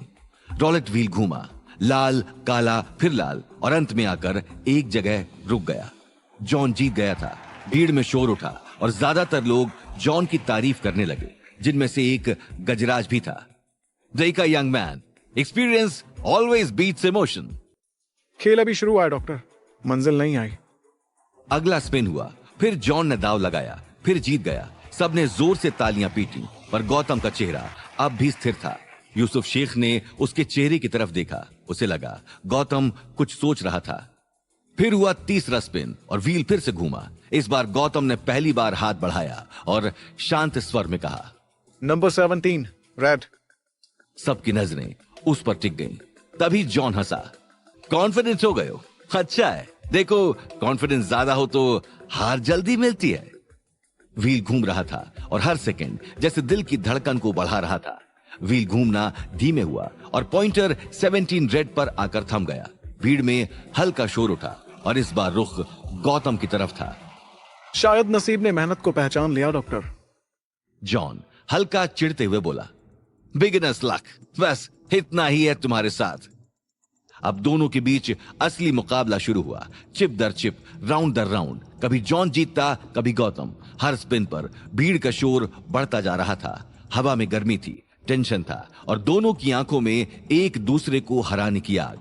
फिर एक बड़ा राउंड आया, हाई स्टेक्स। जॉन ने अपनी सारी चिप्स एक साथ दांव पर लगा दी। चलो यंग मैन, अब या तो तुम टूट जाओगे या मैं हिस्ट्री में एक और विक्ट्री लिख दूंगा। इतिहास जीतने वाले नहीं लिखते डॉक्टर, इतिहास को वो लिखते हैं जो हार के बाद भी खड़े रहते हैं। गौतम ने अपनी आखिरी चिप उठाई और उसी जगह रखी जहां जॉन ने रखी थी। भीड़ में सन्नाटा छा गया और रॉलेट का व्हील घूमने लगा। कुछ सेकंड्स बाद वो व्हील धीरे धीरे रुकने लगा। पॉइंटर इधर उधर घूमता रहा और फिर एक जगह आकर रुक गया। गौतम के नंबर पर भीड़ में विस्फोट सा हुआ क्योंकि आखिरी बाजी गौतम जीत चुका था। जॉन को अपनी आंखों पर भरोसा नहीं हुआ। Impossible, this can't be true. हर वो चीज पॉसिबल होती है डॉक्टर जब इरादे सच्चे हों। भीड़ हैरानी में डूब गई। तभी यूसुफ शेख ने मुस्कुराते हुए जोर से ताली बजाई, लेकिन गजराज के चेहरे पर कुछ और था, हैरानी, डर और असुरक्षा का मिश्रण। गौतम ने टेबल से चिप उठाई, उसे जॉन की तरफ बढ़ाया और कहा, ये तुम्हारे लिए डॉक्टर, तुम्हें याद दिलाने के लिए कि इज्जत पैसे से नहीं हौसलों से जीती जाती है। ये कहकर गौतम ने भीड़ के बीच से रास्ता बनाया और क्लब से बाहर जाने लगा। पर तभी उसके पीछे से जॉन ने गुस्से में आवाज लगाई, hey you Gautam, you cheated. Gautam के कदम थम गए। उसकी आंखें धीरे से पीछे मुड़ी। जॉन की आंखों में आग थी और उसका चेहरा गुस्से से लाल हो रहा था। भीड़ एक बार फिर इकट्ठा होने लगी। तुमने चीटिंग की, यू यूजलेस पुअर फेलो। मेरा सारा पैसा लेकर अब भाग रहे हो। चीटिंग? डॉक्टर, हार को स्वीकार करना हर किसी के बस की बात नहीं होती। No, you think you're smart, huh? But I'll show everyone who you really are. John ने भीड़ की ओर मुड़कर जोर से कहा, gentleman, this man is a fraud, और अगर इसमें हिम्मत है तो मुझसे पोकर खेले। One last game, one last chance. सबकी आंखें चमक उठी। यूसुफ शेख समेत कई मेहमान मुड़कर इस नए तमाशे को देखने लगे। कुछ हंसे, कुछ कानाफूसी करने लगे। पोकर? Yes, poker. और अगर इस बार तुम जीत गए तो मैं एमजीएम छोड़कर चला जाऊंगा, लेकिन अगर मैं जीत गया तो तुम मेरी सेवा करोगे। You will become my servant for life. माहौल में सनसनी फैल गई और लोग उत्साहित हो उठे। यूसुफ शेख ने हल्की भौं से कोड़कर जॉन की तरफ देखा, पर कुछ बोला नहीं। गौतम के चेहरे पर गहरी चुप्पी थी। उसकी आंखों में एक स्थिर आग जल रही थी। उसने अपनी मुट्ठी कस ली और धीरे से कहा, डॉक्टर, तुम्हारा ये घमंड अब खत्म होगा। मैं तुम्हारा ये चैलेंज एक्सेप्ट करता हूं। पूरे हॉल में फिर से तालियों की गड़गड़ाहट गूंज उठी। फिर सबका रुख पोकर टेबल की ओर हुआ। वो टेबल गहरे हरे वेलवेट की थी। उस पर कार्ड्स की आवाज, चिप्स की खनखनाहट और विस्की के ग्लासों की चमक मिलकर एक शानदार नजारा बना रहे थे। दोनों बैठ गए। जॉन ने सिगरेट जलाई और एक शैतानी मुस्कान के साथ बोला, तो शुरू कर रहे? बिल्कुल। डीलर्स ने कार्ड्स बांटे। पहला हैंड जॉन ने ब्लफ खेला, पर गौतम ने फोल्ड किया। यह देखकर भीड़ हंस पड़ी। See, smartness doesn't work here young man. यहां किस्मत चलती है, दिमाग नहीं। आपके लिए किस्मत ही सब कुछ होगी डॉक्टर, मेरे लिए नहीं। दूसरा हैंड शुरू हुआ। गौतम ने शांत होकर पत्ते बांटे। जॉन ने अपने कार्ड्स में झांका। उसकी उंगलियां हल्की हरकत करने लगी। वो कार्ड्स के नीचे कुछ एडजस्ट कर रहा था। यूसुफ शेख ने दूर से गौर किया, लेकिन कुछ कह नहीं सका। पोकर टेबल पर दाव बढ़ता गया। रेज 10,000। कॉल। दोनों ने कार्ड्स खोले। जॉन के पास स्ट्रेट था और गौतम के पास फ्लश। भीड़ से किसी की आवाज उठी, Gautam wins the hand. Lucky again, impressive. Lucky नहीं डॉक्टर, सही समय पर सही चाल। अब आखिरी राउंड शुरू हुआ, हाई स्टेक्स राउंड। जॉन ने इस बार सारा दाव लगा दिया। उसकी आंखें चमक रही थी क्योंकि इस बार उसने डेक में बदलाव किया था। उसने एक किंग कार्ड अपने स्लीव्स में छिपा लिया था। गौतम ने वो हलचल नोटिस की लेकिन चुप रहा। डीलर ने कार्ड्स बांटे और हवा में खामोशी गहरी होती गई। All in. All in accepted. अब दोनों के बीच सिर्फ निगाहें बोल रही थी। जॉन ने अपने कार्ड्स खोले। उसका फुल हाउस आया। ये देखकर भीड़ ने ताली बजा दी। गौतम ने धीमी सांस ली, अपने कार्ड्स को सीधा करते हुए खोला और उसका रॉयल फ्लश था। पल भर को सन्नाटा छा गया। फिर तालियों की गड़गड़ाहट, विसल्स और एक्साइटमेंट की आवाजें गूंजने लगी। गौतम वो बाजी जीत चुका था। तभी यूसुफ शेख अपनी चुप्पी तोड़ते हुए बोला, Bravo Gautam, outstanding play. John का चेहरा अब सफेद पड़ चुका था और उसके हाथ कांप रहे थे। उसकी स्लीव से वही छिपा हुआ किंग कार्ड धीरे से फिसलकर टेबल पर गिरा और सब कुछ उजागर हो गया। ये देख भीड़ हक्की बक्की रह गई। यूसुफ शेख ने हल्की मुस्कान के साथ कहा, लगता है आज सच जीत गया और डॉक्टर हार गया। गौतम उठ खड़ा हुआ। उसकी आंखें जॉन पर टिकी थी। डॉक्टर, अब शायद आपको अपना वादा पूरा करना चाहिए। आपने कहा था कि अगर आप हार गए तो एमजीएम छोड़ देंगे। जॉन कांपती आवाज में बोला, this is not fair. Fairness का मतलब आपने कभी समझा ही नहीं डॉक्टर, लेकिन मैं वो आपको बताऊंगा। मैं कोई नहीं हूं आपको यहां से निकालने वाला। आप मिस्टर सिंघानिया के गेस्ट हैं। जब तक वो चाहे आप यहां रह सकते हैं। ये कहकर गौतम उठ खड़ा हुआ और बिना पीछे देखे क्लब से बाहर निकल गया। जॉन वहीं बैठा रह गया, शर्म, गुस्सा और ईगो के बीच पिघलता हुआ। यूसुफ शेख ने दूर तक गौतम को जाते देखा और मुस्कुरा दिया। गौतम ने सच कहा था, कभी कभी असली जीत पैसे की नहीं, इज्जत की होती है। क्लब के बाहर रात की ठंडी हवा चल रही थी। आसमान में बादल तैर रहे थे और सड़क के किनारे लगे पुराने लैंपों की रोशनी बार बार टिमटिमा रही थी। सब कुछ शांत था, पर उस सन्नाटे में भी कुछ अजीब सी बेचैनी थी। गौतम बाहर निकलते ही खुद से बड़बड़ाया, अब वक्त आ गया है उस रहस्य से पर्दा उठाने का। गौतम धीरे धीरे पैदल चलता हुआ उस पुराने महल की ओर बढ़ने लगा जिसने 2 रातों से उसकी नींद छीनी हुई थी। यहीं से सब शुरू हुआ था और शायद यहीं खत्म भी होगा। आधी रात बीत चुकी थी। रेगिस्तान की ठंडी हवा महल की टूटी खिड़कियों से सीटी बजा रही थी। जब गौतम ने भारी लकड़ी के दरवाजे को धक्का दिया तो वो तेज आवाज के साथ खुला और अंदर से धूल भरी हवा का झोंका निकला। सब कुछ वैसा ही है, टूटी कुर्सियां, जला हुआ झूमर, लेकिन उस तहखाने का रास्ता कहां हो सकता है? गौतम एक एक कमरे में जाता रहा। दीवारों पर जाले, पुरानी पेंटिंग्स और जमीन पर टूटी बोतलें, सब कुछ जैसे कोई अधूरी कहानी सुना रहे थे। तभी अचानक दोबारा से उसी किसी पायल की आवाज सुनाई दी, वो भी बहुत पास से। फिर से वो पायल की आवाज। इस बार मैं उसे जाने नहीं दूंगा। पायल की आवाज पुरानी दीवारों में गूंज उठी। गौतम का दिल तेज धड़कने लगा। उसने ध्यान से सुना तो वो पायल अब सीढ़ियों के पास बज रही थी। ये आवाज नीचे जा रही है, लगता है कोई भाग रहा है। गौतम तेजी से दौड़ा। दूसरी मंजिल की लॉबी से उसने झांका तो देखा कि सफेद चुनरी ओढ़े एक परछाई सीढ़ियों से नीचे भाग रही थी। ए, रुको, कौन हो तुम? लेकिन वो आकृति नहीं रुकी। गौतम ने सीढ़ियों से झांका। वो अब दरवाजे की तरफ जा रही थी। समय कम था, इसलिए अगले ही पल गौतम ने दूसरी मंजिल से छलांग लगा दी। वो सीधा उस परछाई के सामने जाकर खड़ा हो गया। अब कहां जाओगी, बोलो? वो सफेद चुन्नी ओढ़े लड़की डर से कांप उठी। उसकी आंखों में आतंक था। उसकी उम्र बस 20-21 साल की थी। बाल बिखरे हुए थे और होंठ कांप रहे थे। मुझे छोड़ दो बाबू, मैंने कुछ नहीं किया। झूठ मत बोलो। तुम कौन हो? इस महल में क्या कर रही हो रात के इस वक्त? लड़की ने पीछे हटने की कोशिश की, पर गौतम ने उसका हाथ पकड़ लिया। भागने से कुछ नहीं होगा, सच बताओ। नहीं, मुझे छोड़ दो। लड़की की आवाज कांप रही थी, पर गौतम की पकड़ सख्त थी।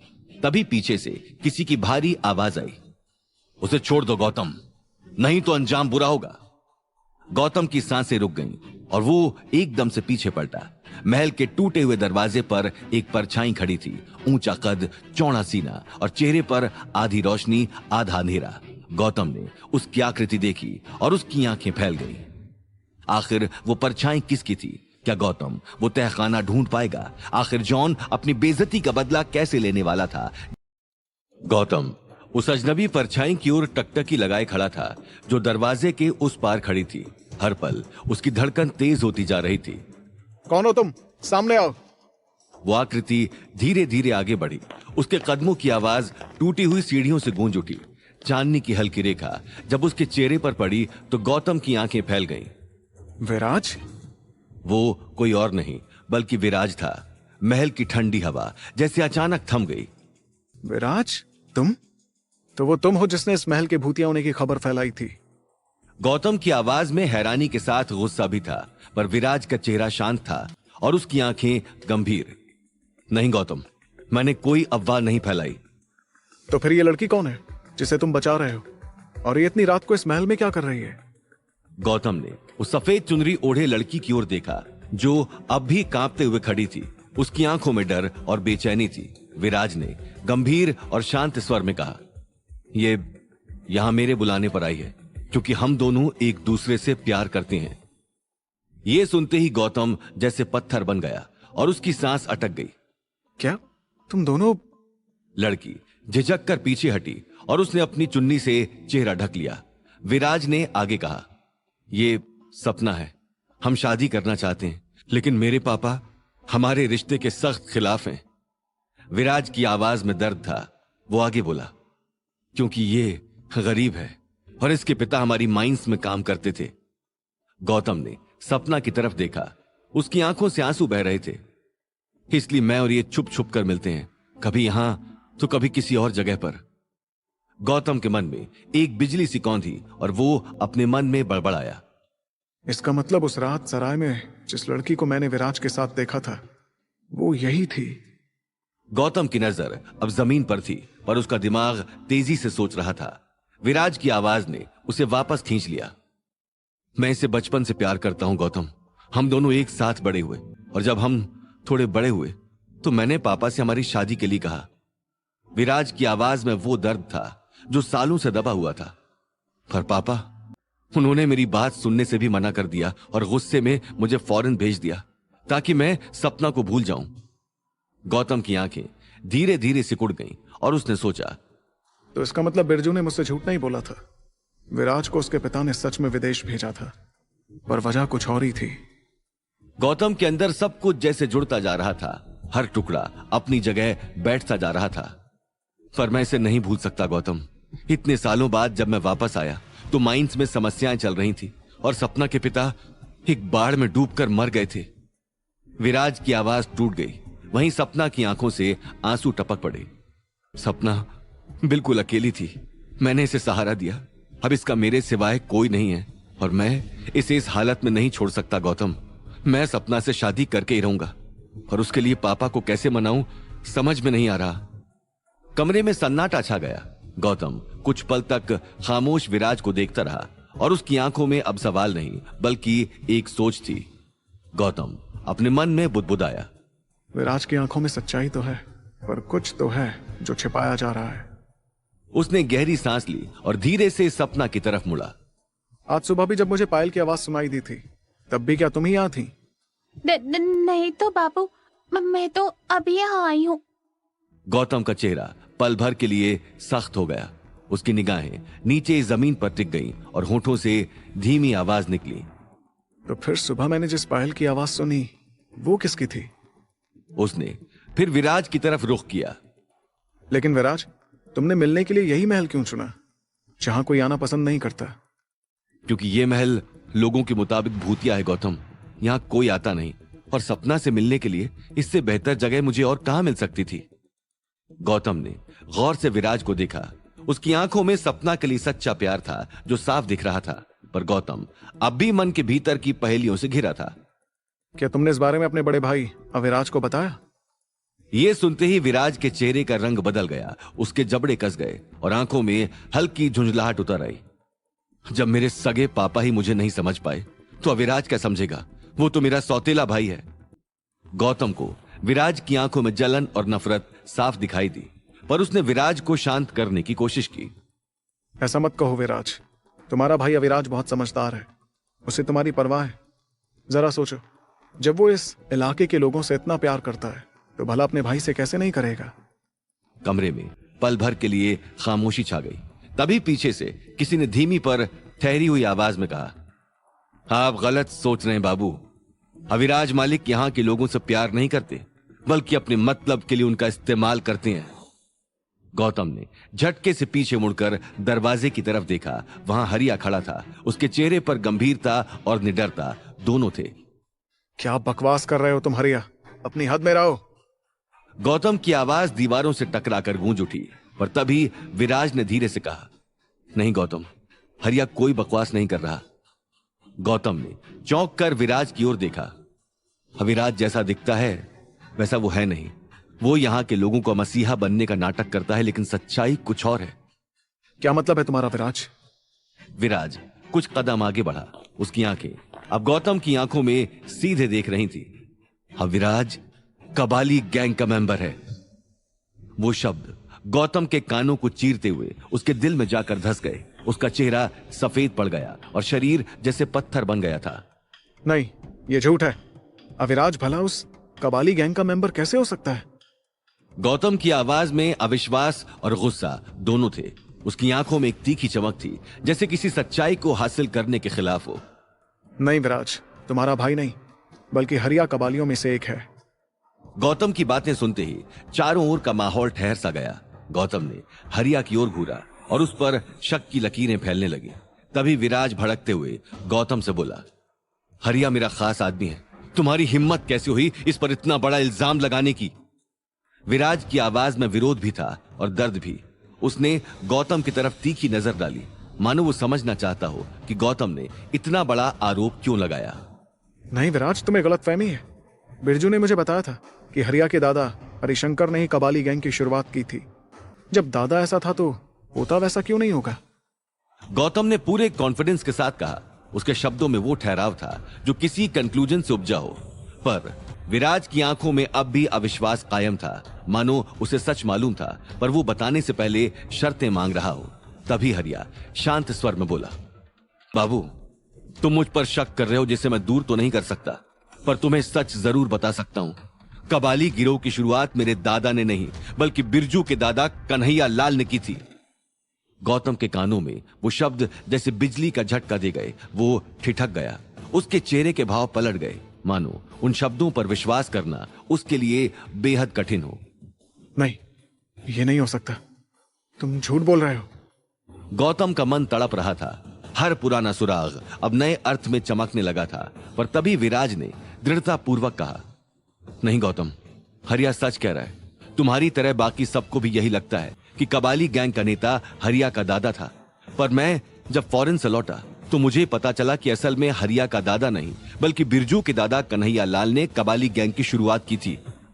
ये बात गौतम के ऊपर पहाड़ की तरह गिरी। उसके होश उड़ गए, आंखें फैल गईं, दिल जोर से धड़कने लगा। पर तुम्हें कैसे पता चला? तुमने कैसे जान लिया? गौतम की आवाज में अब सवालों की तेजी थी। विराज ने धीरे धीरे सारी कहानी खोलनी शुरू की। जब मैं फॉरेन से लौटा तब यहां बाढ़ की समस्या चल रही थी। उसी बाढ़ में एक रात सपना के पिता माइंस के मलबे में फंस गए थे। वो पूनम की रात थी। बाकी मजदूरों को निकाल लिया गया था, पर सपना के पिता वहीं फंसे रहे। ऐसा लग रहा था जैसे उन्हें जानबूझकर वहां मरने के लिए छोड़ दिया गया हो। तब सपना मेरे पास आई और मैंने उसके पिता को बचाने के लिए माइंस में अकेले जाने का फैसला किया। विराज की आवाज में दर्द और पछतावा दोनों गूंज रहे थे। गौतम के कान हर शब्द को पकड़ रहे थे। हर कथन उसके भीतर की पहेलियों से मेल खाता हुआ महसूस हो रहा था। जब मैं रात के अंधेरे में माइंस में पहुंचा तो मैंने सपना के पिता को बहुत ढूंढा, पर वो दिखाई नहीं दिए। फिर मुझे माइन नंबर 18 के अंदर से किसी के कराहने की आवाज आई। मैंने माइन के मुहाने के पास से मलबा हटाकर देखा तो वहां सपना के पिता घायल पड़े थे। सपना की आंखों से आंसू छलक पड़े। गौतम ने उन्हें देखा। वो शब्दों से भी ज्यादा कुछ महसूस कर रहा था। मैं उनके पास पहुंचा, पर उनकी हालत बहुत खराब थी। मैं उन्हें बचाना चाहता था, पर समय कम था। मरने से पहले उन्होंने मुझसे एक सच कहा, जो सुनकर मैं भी हक्का बक्का रह गया। हवा जैसे और ठंडी हो गई। दीवारों पर लड़खड़ाती छाया ने माहौल को और गहरा कर दिया। कौन सा सच? उन्होंने क्या कहा? गौतम के होंठ कपकपा उठे, जिज्ञासा, घबराहट और हैरानी के साथ। उन्होंने मरने से पहले कहा कि यहां सालों से सबको धोखे में रखा जा रहा है। कबालियों का गिरोह कन्हैया लाल ने शुरू किया था और अब बिरजू अपने दादा का काम पूरा कर रहा है। वो शब्द हवा में टूट कर गिरा और गौतम के कानों में तेजी से चुभ गया। उसका चेहरा सफेद होकर घूम गया और सतह पर खामोशी भारी पड़ गई। वो शब्द कन्हैया लाल, बिरजू, कबाली गैंग अब सिर्फ नाम न रहे बल्कि एक डरावनी सच्चाई बनकर उसके अंदर तूफान की तरह बहने लगे। विराज ने आगे कहा, वो मुझे कुछ और भी बताना चाहते थे पर उससे पहले ही उनकी मौत हो गई। विराज की बात खत्म होते ही सपना फूट फूट कर रोने लगी। उसके आंसुओं में सदियों की पीड़ा झलक रही थी, जैसे हर आंसू उसके अतीत की यादों और अपनों की हिफाजत की असफल कोशिश का बोझ लेकर गिर रहा हो। कमरे की धीमी रोशनी में उसकी झुलसी हुई आंखें और बिखरे हुए बाल एक टूटे हुए सपने की तरह दिखाई दे रहे थे। विराज ने बिना कुछ कहे उसे अपनी बाहों में भर लिया, जैसे किसी टूटे हुए तारे को संभाल रहा हो। उसकी छाती सपना की रोती हुई धड़कनों से मिलकर एक नाजुक तान बना रही थी। विराज उसके सिर पर हाथ फेरते हुए धीरे से बोला, अब सब ठीक होगा सपना, अब कोई तुझे अकेला नहीं छोड़ेगा। गौतम ऊपर से नीचे तक हिल गया। उसका दिल जैसे किसी भयंकर भूकंप में फंसा हो। सीने में उबलता लावा, आंखों में चकनाचूर हुआ विश्वास और दिमाग में उठती अनगिनत धड़कनों की लहरें, सब कुछ एक साथ उसके भीतर तांडव कर रहा था। सच और झूठ के बीच की दीवारें बिखर रही थी और वो हर पल खुद को संभालते हुए उस बात को अपने गले से नीचे उतारने की कोशिश कर रहा था। उसे हर धड़कन के साथ सपना की पीड़ा और विराज की सच्चाई एक साथ महसूस हो रही थी। तभी पीछे से हरिया की आवाज आई, जिसने मानो कमरे में एक नई बिजली फेंक दी हो। बाबू, आज तक मैं और मेरा परिवार इस कलंक के साथ जिए हैं कि मेरे दादा एक लुटेरे थे, लेकिन जब से मुझे छोटे मालिक ने सच बताया है तब से मेरे अंदर सिर उठाकर जीने की उम्मीद जागी है। गौतम की नजरें हरिया की ओर मुड़ी। हरिया के चेहरे पर पहली बार कोई अजीब सी चमक थी, आत्मसम्मान की चमक, जिसने उसके पूरे व्यक्तित्व को उजागर कर दिया हो। उसके हाव भाव, उसके कदम, उसकी दृढ़ता, सब कुछ एक अडिग निर्णय की कहानी कह रहा था। वो धीरे धीरे आगे बढ़ा और गौतम के सामने खड़ा होकर दृढ़ स्वर में बोला, इसलिए मैं अपनी सारी जिंदगी छोटे मालिक के नाम कर चुका हूं और जब तक मैं जिंदा हूं साया बनकर इनके साथ रहूंगा। गौतम ने हरिया की आंखों में देखा, वहां सिर्फ निष्ठा नहीं थी बल्कि विराज के लिए एक अडिग सच्चाई की इज्जत झलक रही थी। उसके मन में हरिया की दृढ़ता और विराज के लिए समर्पण ने जैसे एक नया भूकंप पैदा कर दिया था। कमरे में कुछ पल के लिए सन्नाटा छा गया। दीवारों की पुरानी छाया, फर्श की खटखट और दूर चलती तेज हवाओं की आवाज सब जैसे रुक गई थी। गौतम की सांसें भारी हो रही थी और हर सांस उसके भीतर नए सवालों और उलझनों की आग भड़का रही थी। उसने गहरी सांस ली और कांपती आवाज में कहा, तुमने जो कुछ भी कहा मैं उस पर भरोसा तो कर लूं विराज, पर इस बात का क्या सबूत है कि तुम्हारे भाई अविराज के संबंध भी काबालियों के साथ हैं? विराज ने धीरे से सपना के आंसू पोंछे और उसे सहारा देकर अपने से थोड़ा दूर किया। उसकी आंखों में गंभीरता और सच की चमक थी। उसने शब्दों को इतना भारी बनाकर कहा कि हर एक शब्द गौतम के भीतर गहरे उतर गया। क्योंकि सपना के पिता के गुजरने के बाद मैंने बिरजू पर नजर रखना शुरू किया। मुझे लगा कुछ तो ऐसा था जो वो गलत कर रहा था। फिर एक दिन मैंने और हरिया ने उसका पीछा किया और देखा कि वो कबाली गैंग के कुछ लोगों से मिल रहा था। उन कबालियों से मिलने के बाद वो सीधा अविराज से मिलने गया। अब बताओ गौतम, क्या ये बात काफी नहीं है ये समझने को कि अविराज का उन कबालियों से कोई रिश्ता है? कमरा एकदम शांत हो गया। हवा भी ठहर गई थी। गौतम के चेहरे पर अविश्वास, सदमे और गुस्से का मिश्रण उभर आया। उसकी आंखों में एक तरह का अंधेरा फैल गया, जैसे अचानक उसे उसकी पूरी दुनिया ही बदलती हुई दिखाई दी हो। उसकी सांसें भारी हो चलीं। उसके अंदर का विश्वास किसी कांच की तरह टूट चुका था और अब उसे खुद को संभालना मुश्किल लग रहा था। वो धीरे से अपने मन में बुदबुदाया, क्या सच में अविराज उन काबालियों से मिला हुआ है? अगर ऐसा है तो फिर उसने मुझे यहाँ क्यों बुलाया? कहीं माइंस में आने वाली बात सिर्फ एक बहाना तो नहीं मुझे यहाँ लाने के लिए? इतना बड़ा धोखा, वो भी मेरे साथ। गौतम की आंखों में डर और अविश्वास का तूफान उठ रहा था। कमरे की हर चीज जैसे उसके लिए बंदूक की तरह खड़ी हो गई थी। क्या सच में अविराज कबाली गैंग का मेंबर था? क्या गौतम के साथ बहुत बड़ा धोखा हुआ था? आखिर अविराज गौतम को एमजीएम किस मकसद से लाया था? सच्चाई का बोझ जैसे पत्थर बनकर गौतम के सीने पर आ गिरा था। कमरा अब उसे किसी तिलिस्मी कैदखाने जैसा लगने लगा था, जहां हर कोना, हर परछाई उसके कानों में वही शब्द दोहरा रही थी। क्या विराज उन कबालियों से मिला हुआ था? उसके हाथ कांप रहे थे, होंठ सूख चुके थे और आंखों में वही अविश्वास ठहरा हुआ था जो किसी अपने के हाथों धोखा खाने पर आता था। वो चौंकते हुए बड़बड़ाया, इतना बड़ा धोखा! आखिर अविराज ऐसा कैसे कर सकता है? मुझे लगा था कि वो नेक दिल है, वो मेरे साथ खड़ा है, पर मैं नहीं जानता था कि वो उन काबालियों के साथ मिलकर न सिर्फ मुझे बल्कि अपने ही लोगों को धोखा दे रहा है। उसके शब्दों में दर्द था, पछतावा था और एक ऐसी कड़वाहट थी जो उसकी रूह तक उतर रही थी। विराज और हरिया दोनों चुप थे, जैसे उनके दिलों में एक ऐसा सच पनप रहा था जिसे बोलने की हिम्मत उनमें नहीं थी। कमरे में एक गहरा सन्नाटा छा गया। दीवारों की दरारों से ठंडी हवा सीटी मारती गुजरी और पुराने टूटे झूमर में चरमराहट की एक आवाज दौड़ गई। तभी गौतम कुछ सोचते हुए विराज से बोला, लेकिन मुझे ये बात समझ नहीं आ रही है विराज, आखिर अविराज उन काबालियों का साथ कैसे दे सकता है, जबकि मैंने खुद सुना है कि उन्हीं काबालियों ने उसके पिता का खून किया था। यहां तक कि उन दानवों ने इस महल को भी नहीं छोड़ा जहां उसकी अपनी मां जिंदा जलकर राख हो गई थी। विराज का चेहरा अचानक तन गया। मां का नाम सुनते ही उसकी आंखों में एक बेचैनी उतर आई, जैसे कोई पुराना जख्म दोबारा हरा हो गया हो। उसने होंठ भींचे और गहरी सांस लेकर कहा, अविराज खुद उन कबालियों तक नहीं पहुंचा गौतम, बल्कि उसे बहकाया गया था और उसी बहकावे में आकर उसने वो रास्ता चुना जिसने उसे बर्बादी की तरफ धकेल दिया। किसने किसने बहकाया उसे?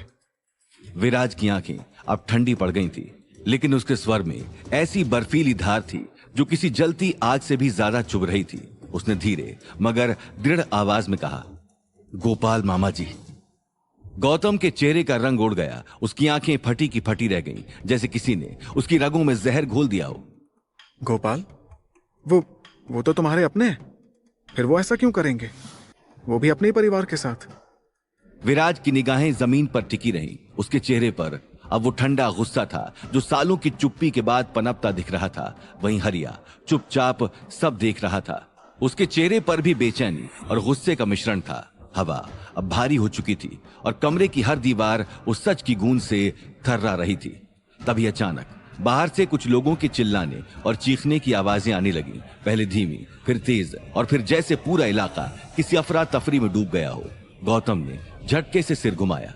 ये आवाजें ये बाहर से आ रही हैं। विराज और हरिया भी एक साथ चौंक उठे। तीनों भागकर पुरानी खिड़की के पास पहुंचे। बाहर की ओर देखा तो अंधेरे आसमान में आग की लाल लपटें उभर रही थी। वो लपटें इतनी तेज थी कि उनके चेहरे पर उनका लाल रंग साफ दिखाई दे रहा था। वो आग, वो तो बस्ती में लगी है। विराज ने तुरंत पीछे मुड़कर सपना की ओर देखा, जो अभी तक उस कमरे के कोने में खड़ी थी। उसकी आंखों में डर था, होंठ कांप रहे थे। सपना, तुम यहीं रहो, इस महल से बाहर मत निकलना। सपना ने सिर हिलाया।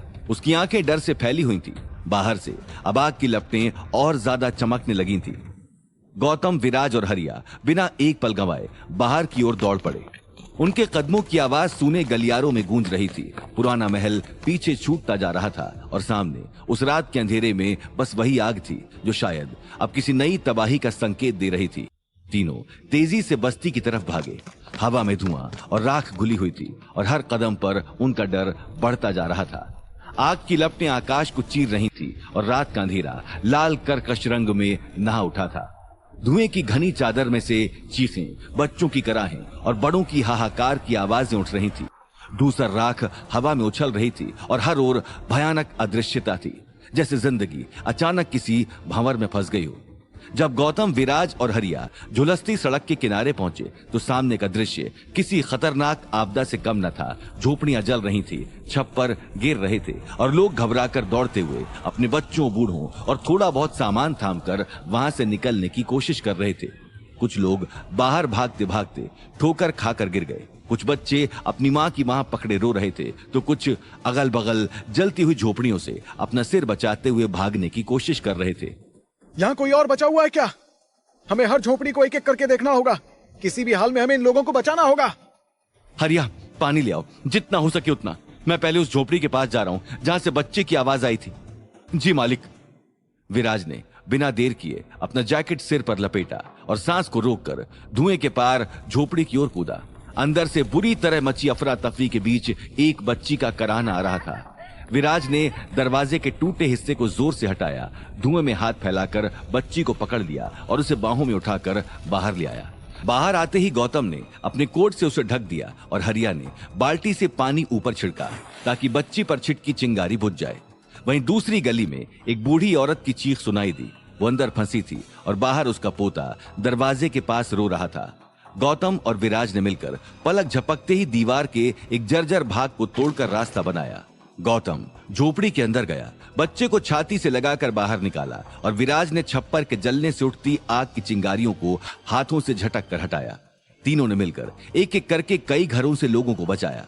एक झोपड़ी से एक वृद्ध पुरुष को खींचकर निकाला गया, दूसरी से आग की लपटों के बीच धुएं से भरी आंखों वाले एक नवजात को सुरक्षित हाथों में सौंपा गया। कुछ परिवार खुद सुरक्षित रास्ता बनाकर बाहर निकल आए थे, तो कुछ को निकालने के लिए रस्सी बांधी गई और 2-3 लोग मिलकर उन्हें घुटनों के बल घसीटते हुए बाहर लाए। तभी आग की लपटें और जोर से भड़कीं। कुछ झोपड़ियां अभी भी गंभीर आग में जल रही थी। बस्ती के एक छोर पर अंधेरे में 2-3 घरों के बीच से धुएं का स्तंभ उठ रहा था और पास के लोग किसी तरह आग बुझाने की कोशिश कर रहे थे। कोई बाल्टियां ला रहा था, कोई पानी फेंक रहा था, पर हवा तेज थी और आग बार बार नए हिस्सों में फैल रही थी। पहले जिनके पास चलने की शक्ति कम है, हमें उन्हें यहां से दूर ले जाना है। सही कहा। 2-2 लोगों की टीम बनाओ, एक घर में जाकर देखे और दूसरा बाहर निकालने का रास्ता खोले। दोनों ने बस्ती के बीचों बीच खड़े एक बड़े से पेड़ के पीछे एक टेम्परेरी छुपने की जगह बनाई, जहां पर जिनको जल्दी इलाज चाहिए था उन्हें पहुंचाया जा रहा था। कुछ लोगों को नॉर्मल मेडिकल ट्रीटमेंट मिला। जलने के स्थान पर ठंडा पानी डाला गया, फंसे हुए प्लास्टिक के टुकड़े जले पर से हटाए गए और सांस की दिक्कत वाले मरीजों को बिठाया गया। घबराए हुए लोग कुछ और लोगों की तरफ भागे और 6-7 घरों से एक एक करके कमजोर लोगों को निकाला गया।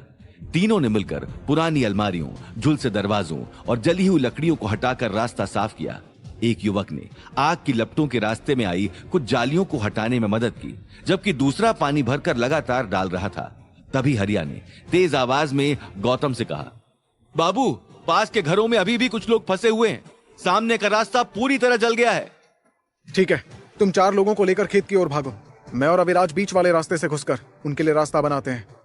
विराज और गौतम ने बिना कुछ सोचे 2 अलग अलग रास्ते पकड़ लिए।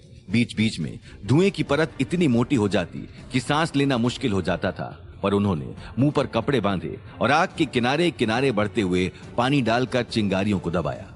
कुछ समय में बस्ती का एक बड़ा हिस्सा सुरक्षित हो गया। लोग इकट्ठा होकर खड़े थे, कुछ घायल थे, कुछ एक दूसरे को गले लगाकर रो रहे थे, पर तीनों जानते थे कि अभी समस्या खत्म नहीं हुई थी। आग अब भी कुछ हिस्सों में भड़क रही थी और कई झोपड़ियां अभी भी धुएं में डूबी हुई थी।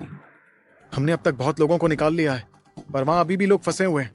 सामने की गली में 2 बूढ़े और एक माँ अभी तक बाहर नहीं निकले।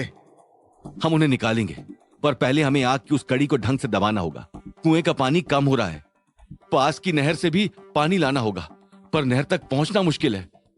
तीनों ने एक पल के लिए ठहरकर चारों ओर देखा। चारों तरफ राख और जलता मलबा ही दिख रहा था। लोगों की आवाजें थक चुकी थी और थकान चेहरों पर साफ दिख रही थी।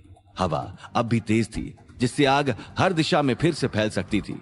गौतम ने चारों ओर नजर दौड़ाई। कुछ युवकों को बुलाकर रिले बनाई गई, बाल्टियों का क्रम बनाया गया, पर पानी की अवेलेबिलिटी सीमित थी। पास के कुएं से पानी भरने में समय लग रहा था। नहर तक पहुंचने का रास्ता भी धुएं और जले हुए हिस्सों से घिरा था। हमें एक साथ काम करना होगा। लोगों को बारी बारी से पानी डालने का सिस्टम बनाना होगा और कुछ लोगों को जलते हुए हिस्सों तक पहुंचने से रोकना होगा। वो तीनों एक दूसरे की आंखों में उम्मीद देख रहे थे, पर सच्चाई ये थी कि अभी भी कई झोपड़ियां जल रही थीं और बहुत से लोग धुएं में फंसे थे। बस्ती में फैलती आग की दिशा अस्थिर थी, कभी तेजी से बढ़ती तो कभी किसी दीवार पर रुककर फिर बढ़ती। उन्होंने जितना संभव था उतना किया। बच्चों, बूढ़ों, घायलों और घबराए हुए लोगों को सुरक्षित स्थानों पर जमा किया गया और उन्हें प्राथमिक उपचार दिया गया। पर उसी वक्त जब वो वापस मुड़े तो देखा कि भीतरी गली में अभी भी कुछ हिस्से आग के घेरे में थे और कुछ लोग वहां रोते हुए मदद की गुहार लगा रहे थे। यहां से आगे कैसे पहुंचा जाए? हवा इतनी बदल रही है कि चिंगारियां बार बार नए हिस्सों में आग लगा रही हैं। नहर तक पहुंचना होगा। अगर हम ज्यादा से ज्यादा पानी जुटा लें तो उस हिस्से को कंट्रोल कर सकते हैं। पर नहर जाने का रास्ता अभी जल रहा है और वहां तक पहुंचने में बहुत समय लगेगा। तीनों कुछ देर के लिए खामोश रहे। उनके सामने बचाई हुई कई जानें थी, पर बस्ती के अंदर अभी भी लोग आग में फंसे थे। धुएं के बीच गुम आवाजें सुनाई दे रही थी, मदद के लिए पुकार, बच्चों की कराह, बूढ़ों की हकलाहट। धुएं से भरी उस रात में हर तरफ सिर्फ तबाही का मंजर था। बस्ती के आधे घर जल चुके थे, बाकी में आग अब भी सुलग रही थी। चारों तरफ हाहाकार, लोगों की चीखें, बच्चों का रोना और हवा में तैरती राख, सब कुछ एक भयंकर सपना बन चुका था। विराज, हरिया और गौतम थककर वहीं एक जले हुए दरवाजे के पास खड़े थे। उनकी आंखों में थकान थी और दिल में वो डर कि अब शायद कुछ भी नहीं किया जा सकता। हमने जितनी कोशिश की सब बेकार जा रही है। आग फिर भड़क रही है। अब क्या करें गौतम? पानी खत्म हो गया है, नहर तक जाना नामुमकिन है। गौतम कुछ पल चुप खड़ा रहा। उसका चेहरा राख से ढक चुका था, होंठ सूख गए थे, मगर उसकी आंखों में अब एक गहरी दृढ़ता उभर रही थी, जैसे उसके अंदर कुछ जाग रहा हो। आखिर में उसने अपनी सुपर पावर्स का इस्तेमाल करना ही जरूरी समझा।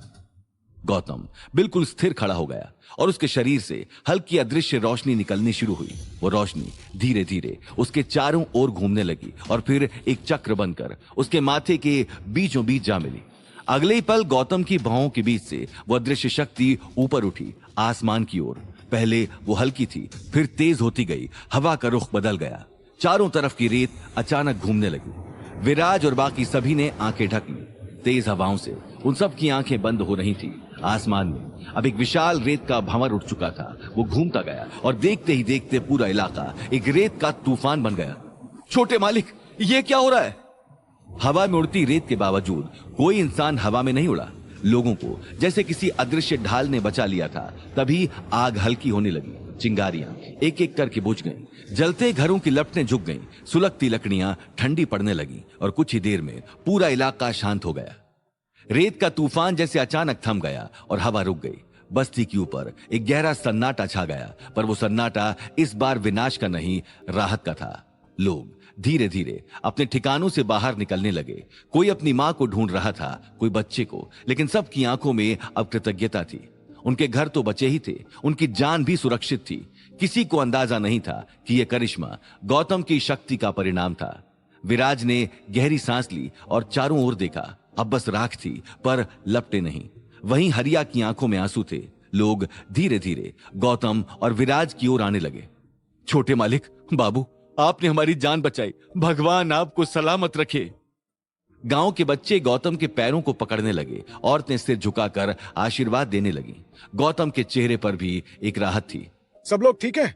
किसी को चोट तो नहीं आई? बाबू, अब सब सुरक्षित हैं, मगर एक बात है जो हमें खाई जा रही है। कौन सी बात?